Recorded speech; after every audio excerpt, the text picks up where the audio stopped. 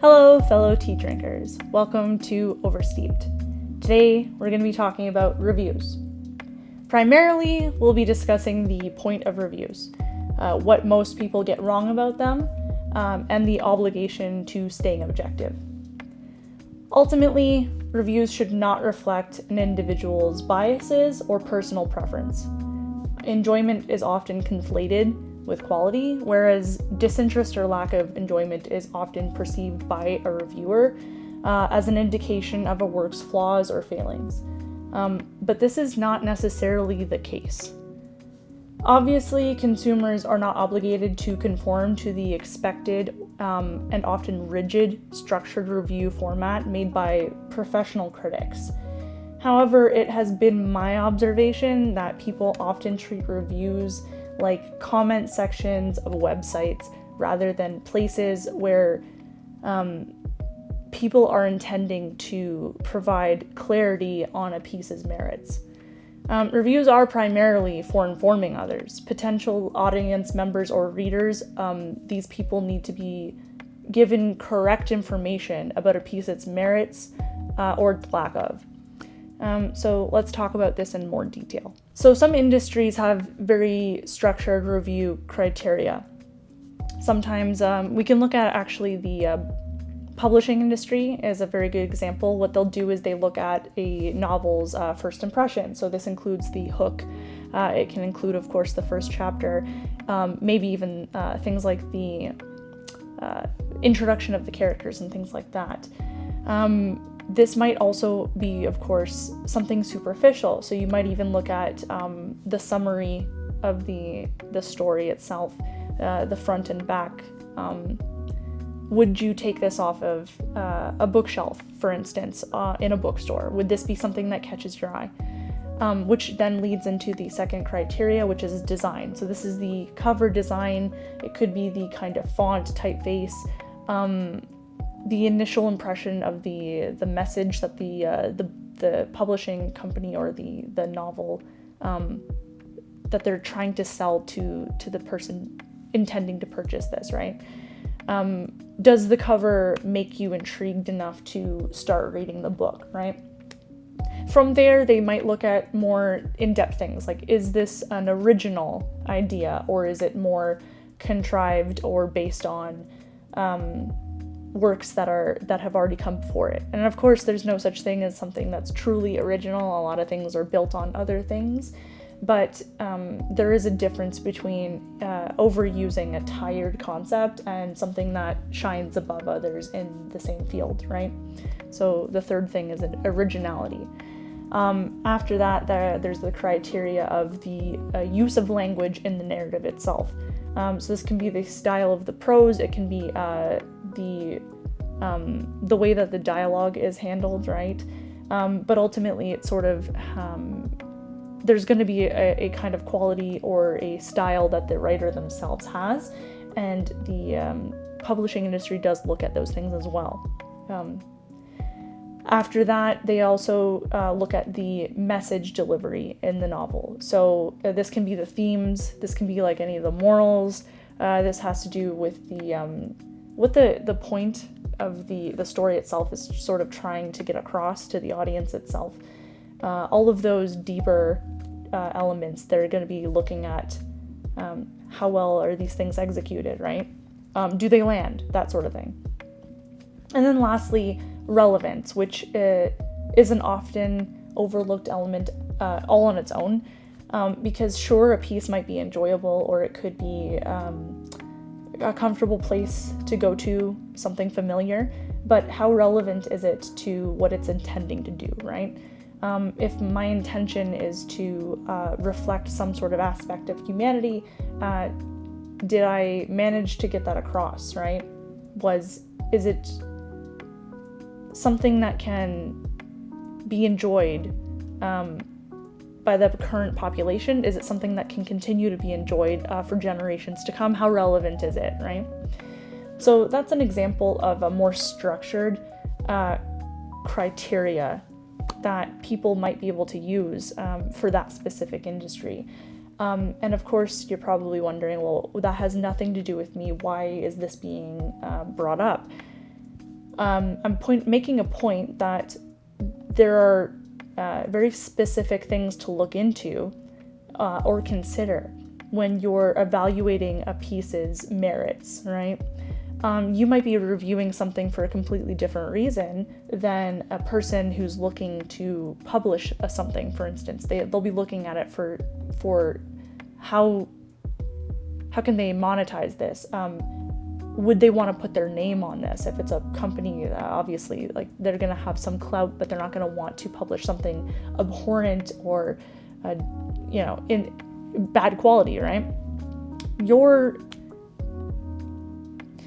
The point that you're making with a review is that you're hoping to add your voice to the other voices that are either agreeing with you or disagreeing with you based on your reasoning, right? And so we'll get into what I think are the criteria people should consider when they're reviewing anything. So first, I like to ask myself, am I the intended audience? Now, why this matters is everyone's going to come into any situation with a certain set of preferences. For instance, I'm not a big fan of jazz, but that doesn't speak to the quality of jazz as a genre of music. It just speaks to my personal preferences. So it would be unwise of me to evaluate a jazz album or a jazz musician from the perspective of my expectation that it pleased me from a musical standpoint, that I know even going into it that I'm going to be unfair in judging it. Because even if it was masterfully done, I would prefer not to listen to it. It's not my cup of tea. But that doesn't speak, again, as I've said, to whether or not it is of quality. It could be very well done. And that's why I think it's something to keep in mind. Am I the intended audience, or is this made for some other group of people, potentially, and I'm unwisely throwing my voice into a forum, or I'm making it a point to review something that I knew going into it I was going to probably not be the kind of person to be won over by this in the first place. So there's a relevance there. Why am I even viewing this? Why am I reading this? Why am I listening to this, right? Is it just that I feel that everything should cater to me? Because that's not fair. It's not fair to the creator of the piece itself. It's not fair to sort of artificially inflate or deflate a rating of something based on some sort of bias that you might have. Next point would be related to this. Did I read or watch or enjoy the entire piece before deciding to review or critique it? I'll often see on a lot of websites that I use where primarily these sites are used for keeping track of things that I've read, keeping track of things I've watched, things like that, so that I can gather a database and even possibly find related pieces that I might enjoy. But I do notice trends where I'll be looking for something new to look into, and the reviews don't distinguish themselves just from comments, I would say. You'll see this sort of format of, there might be 12 episodes of something, or there might be several seasons of something, and a person it'll show that they've only watched 1 episode, 2 episodes of this saga, and they're reviewing it as like 5 stars, middling, 3 stars, really bad out of 10. And you can there is a certain level of frustration that I feel with this, because certainly even these people might have had examples where they have some sort of preference for a show or even a book or something like that, but they know that it might not it might not become clear as to why it's enjoyable for a few chapters or for possibly a few episodes if it's a TV series. And so it's often these snap judgments or these reviews that are given that it's almost clear to me that these people want instant gratification, or they're not considering that it's possible that they didn't even get into the meat of the quality of the piece itself. Mysteries are often sort of like thrown under the bus, I'll say, with this sort of format of reviewing, because of course you're not going to get into the nitty-gritty, the small details, the things that are really appreciated about suspenseful, mysterious, or even very complicated woven plots, until a certain depth into the story itself. There might be necessary characters or elements that keep layering on that you're not going to really appreciate until you start getting in deeper into the narrative. And so, keeping what genre or what sort of thing you're reviewing as well, that's very important. Now, aside from that, I did touch on this slightly, but keeping your own personal biases for or against something in mind when you're creating a review is paramount to being a fair reviewer. And if I do have a bias for or against something, was I aware of it, right? Am I being honest? Those sorts of things are very important. Next, I like to look at, why am I reviewing this in the first place? What's the purpose of it? Is my voice necessary or relevant? Now, there are a lot of people who they feel entitled to an opinion about everything. It doesn't mean that they're the most informed person. It doesn't mean that they're that their opinion is welcome in certain arenas. Not to say that art should be kept from people, but there's this expectation of everything needs to cater to me. And I've said this earlier, but that's not the case. Obviously, there's no single person who exists that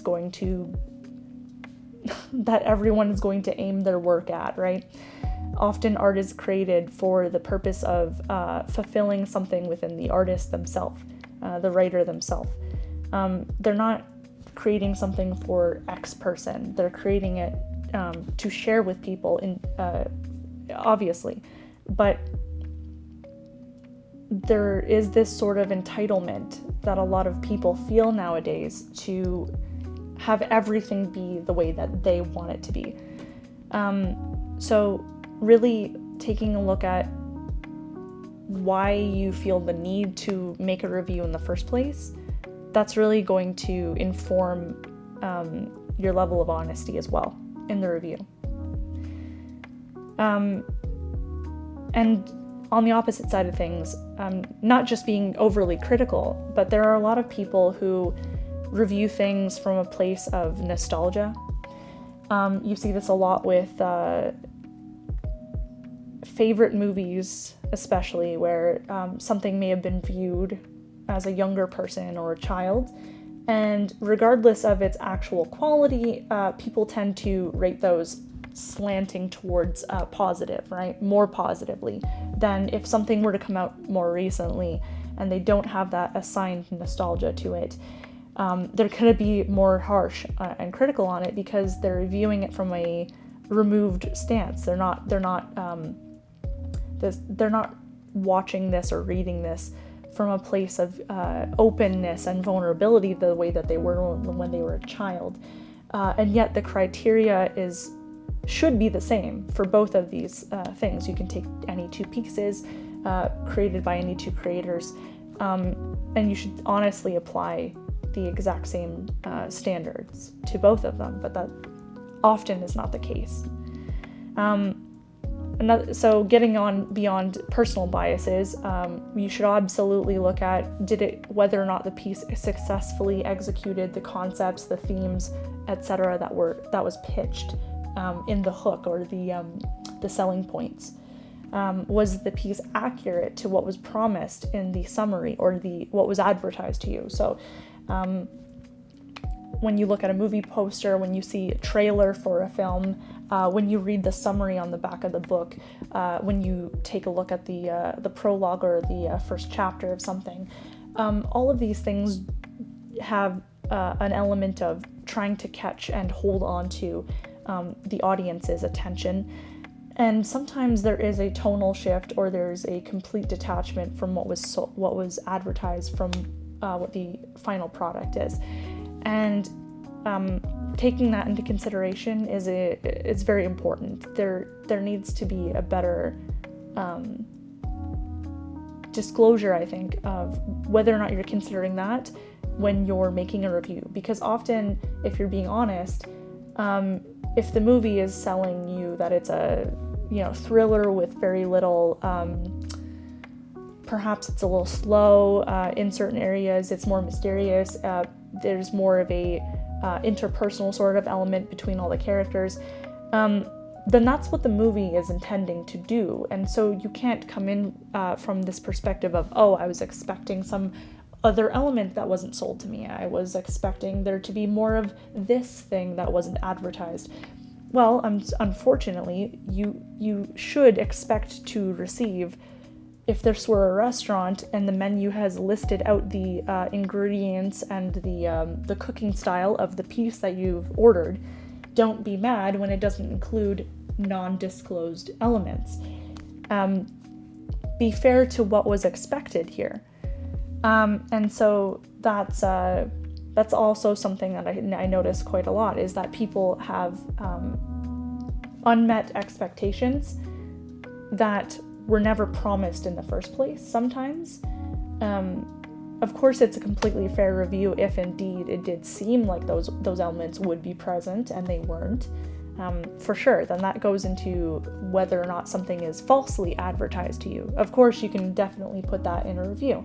But if you ordered a vegetable soup and they indeed gave you a vegetable soup, then you shouldn't really be that upset when there wasn't chicken inside the vegetable soup, or if you were expecting fried dumplings or something like that. That's not what the piece was selling you as an audience member or a reader, and it is unfair to hold works to your entitlement or your expectations of what you think a thing in that genre should be.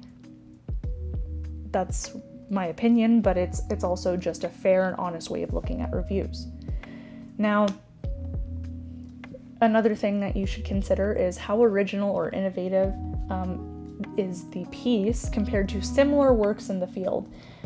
You see this a lot too with people who sort of serially consume in only one genre. If the genre is like oversaturated with a specific element or character style or narrative style, but they're comfortable there, that's what they like, they don't really tend to mind if it's not as original. They tend to enjoy that sort of comfort and that familiarity.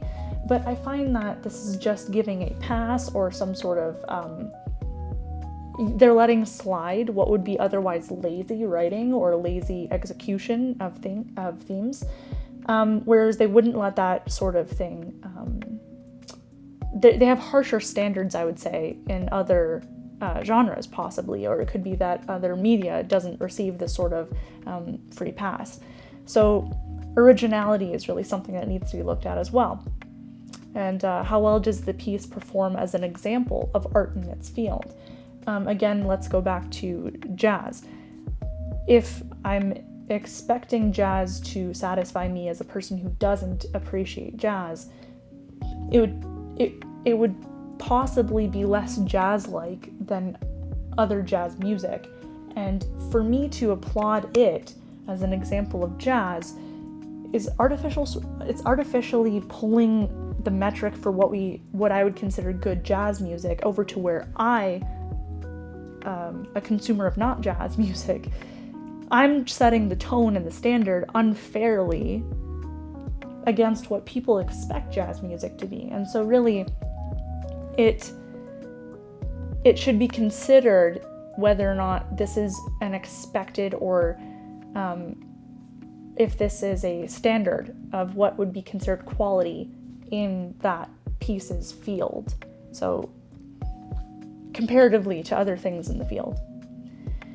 So getting on to a couple other points here, of course, it's important to consider whether the piece is satisfying and or enjoyable overall. You can have a thing that's of quality, you can have a thing executing everything well, but it might not come together. Its pieces might all individually be executed well. That doesn't mean it comes together as a something that's enjoyable as a whole. And that, of course, needs to be looked into. But enjoyment is also subjective. It doesn't have any intrinsic way of measuring something like that.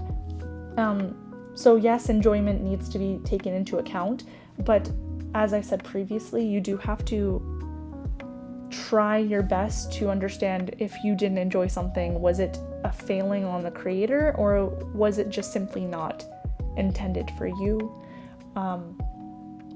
Possibly the voices, the experiences that are supposed to be explored in the piece, it might be that they're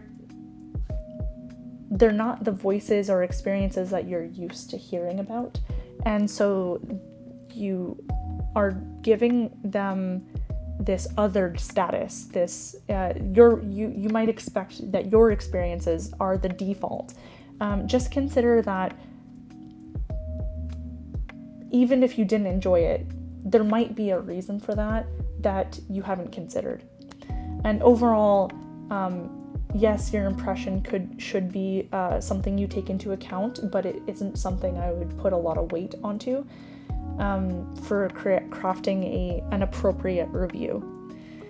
Lastly, of course, were the techniques used to create the piece employed masterfully, and how did these elements come together? This has to do more with the technical aspects, right? So we're looking at, if we're talking about film, things like lighting, things like sound, mixing, acting, the cinematography in general, of course the script and if it's an adaptation, how well they did that. Similarly, things like animation, how well was it animated? Was it messily done, or was it very clean and crisp? And were they employing new techniques, things like that? Overall, if you're looking at this from how to craft a successful story, then you're going to be looking at things like the characters and the relationships and the arcs throughout the narrative. Each individual piece of this could have its own rating altogether. This was done 9 out of 10. This was done in, if you look at the elements, only 6 or 7 out of 10. But that these numbers are the math used to sort of create a review. It doesn't break down well into translating something from a more interpretive discipline like writing, like music, like film and things like that, into something linear like math. There is no number we can look at in a platonic way and say, yep, this number is objectively what we can assign to this piece. I don't look at reviews like that. I look at it as a way to communicate from an audience member or a professional in that field what their assessment is from the most honest, or at least the intention should be the most honest, a genuine perspective possible, to impart some sort of understanding of a piece that has not yet been consumed by that fellow audience member who is looking to sort of weed out or not waste their time with pieces that wouldn't be right for them. And so I would like to see more people thinking critically about why they want to add their voice to a specific place where these sorts of things are common. Is it necessary? Are they doing someone a service by adding this comment as a review, even though it's just a comment, or are they just bogging down and otherwise like, I'm not able to word this well, but essentially I do look at it like a responsibility to give a piece a fair shake. It takes often years of pre-writing, writing, editing, rewriting in order to eventually get a finished product, which is then vetted by countless publishing companies. And often most people who do this sort of work, they don't get published. You don't see these sort of finished product from the majority of writers. You don't see this kind of product from the majority of screenwriters, from musicians. So you have to sort of take into account that you're just a consumer. You're just a reader. You're just a film goer. You didn't contribute into the making of this whatsoever. Why do you feel entitled to it being 100% satisfactory to you? Remove your personal biases. Try to give the piece as fair of an assessment as possible.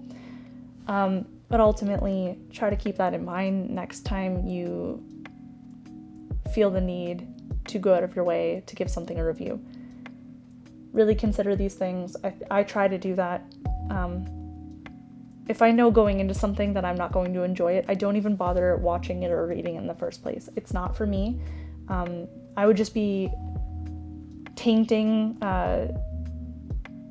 the din of voices with my thoughts on something that ultimately don't actually reflect whether or not it's of quality. So that's been my thoughts on the responsibility that I believe we all have to ensure that we are using our voice as reviewers in honest and genuine ways, with integrity. If you enjoyed this talk, make sure to like and subscribe for more content like this. If you disagreed with me, let me know why in the comments below, but be sure to use the tactics I outlined in this video to make a proper critique. So as always, let's leave the bag in a little longer for better tea and even better conversations. Thank you, and good night.